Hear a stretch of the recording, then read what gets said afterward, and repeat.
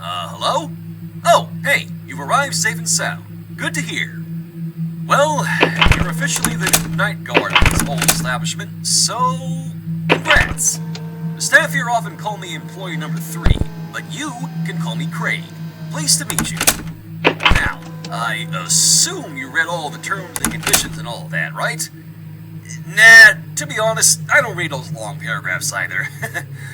Let's just assume you did, so we can get straight to the important information you'll actually need to know, shall we? This place was left to rot for a few years, and as you probably already know, we've been working on renovating it. It should be safe and ready to open in a few weeks, so it's important for you to keep an eye on the building to make sure that everything stays in one piece. To do so, just flip up the cameras next to your desk and click the buttons on the map. You probably already knew that. Also, before you came along, we had another guard here that quit, but he did leave plenty of useful information, so lucky you, right? Now, according to his notes, the most important thing you need to keep an eye on, more so than burglars, are the animatronics. He's right, to an extent. The thing with them is, their facial recognition systems never acted properly during the night, and since they've been deactivated for so long, it's probably made it impossible for them to detect you as a human. So, let's say they theoretically find a way inside your office. They'll most likely see you as, well, a piece of tubby toast. It sounds stupid, I know, but it's just the way they're programmed. The thing with that is, though, it's not exactly funny because if they detect you as such, they'll most likely try to stuff you inside the tubby toaster. Again, it is only a theory. A ridiculous-sounding theory, but a theory nonetheless. Now, the guard also said that each of the animatronics, tubby bots, the company calls them, they behave differently from one another. So tonight, you'll most likely be seeing 2 active ones. If you look on your monitor, on camera 2A, there's a red tubby bot named Poe, and in camera 5, there's a yellow tubby bot named Lala. Now listen up, because this is very important information. The guard said that Poe likes to loop around the bottom of the building, and she'll most likely enter your office through that big open door on the right. Now, Poe is blind, and she can't detect your face, but she's been acting kind of twitchy recently, and she can sense you if you move around too much. So, if Poe should enter your office, just flip down your cameras and don't move. Eventually she'll walk away as if you're invisible. Now, about Lala. You might have noticed that she doesn't have a head, but her systems are in shockingly good condition. She'll most likely try to get to your office through the left wing, so if you see her in camera alpha, I'd close that door right away. You might only have a few seconds to react, though.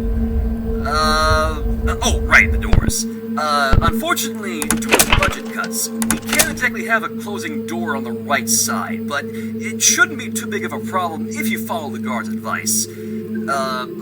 That also extends to the power supply. We only have a limited amount of power for the night, so the more stuff you keep turned on, the more the consumption will likely overload, so don't let that happen. Well, that should be it. So, good luck, and I'll talk to you tomorrow. Good night.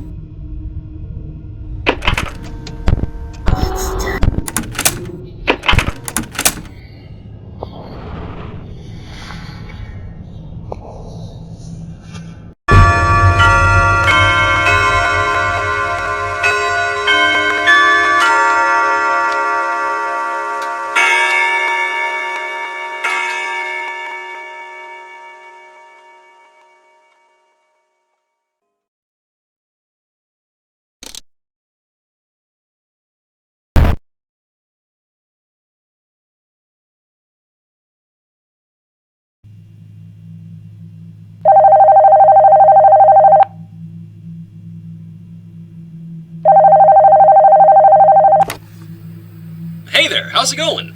Your first shift was probably the easiest thing ever. Everything looked to be in order when we came here this morning, so nice job. Alright, tonight I'll go over what the guard had to say about the other two Tubby bots. The first of these is Tinky Winky. He's the purple one that's lying on the ground next to Poe on camera 2A. You might think he'll stay there due to his lack of legs, but no. It is possible for him to move around the building, so if you want to stop him, you just have to keep watching the camera he's on. The guard apparently found out that Tinky Winky's hearing is a bit more sensitive than the others, and the sound of a camera turning on is a bother to him. Poor guy. So, the company then added a system that will modify the sound of a camera turning on to be greatly amplified if it detects him in the room. So, that's a little less work on your part, isn't it? So, about the green Tubbybot, Dipsy, the one standing next to Lala on camera 5. Well, according to the guard, Dipsy didn't actually move. So, one less thing to worry about, right? I wouldn't get your hopes up. The company's seen this as an issue, so the staff have been working on trying to get Dipsy back up and running again. They happen to make a good bit of progress today, so I wouldn't be surprised if he was back up and running tomorrow.